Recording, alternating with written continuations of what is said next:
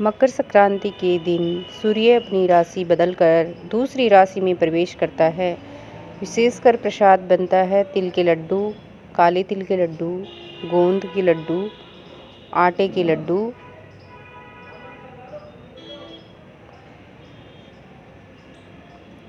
मकर संक्रांति पर किसी दूसरों की या बूढ़े बुजुर्गों की सेवा करना भी विशेष फलदायी होता है।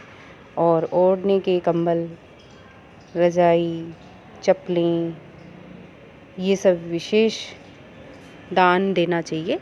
ये जैसे कि सर्दी अपने को नहीं लगे तो वैसी चीज़ों को दान करना चाहिए, जिससे क्या है कि वो सर्दी से बचे तो अपने को वो आशीष दे, वो अपने जीवन में लाभ करेगा। बाकी अन्य चीज़ों का दान विशेष महत्व नहीं है। सुहाग की चीज़ें आप दे सकते हैं। सुहागिन स्त्रियों को 14 स्त्रियों को देने का विधान होता है मकर संक्रांति के दिन। तो 14 चीज़ों को कल्पना चाहिए और 14 चीज़ें दान में देनी चाहिए।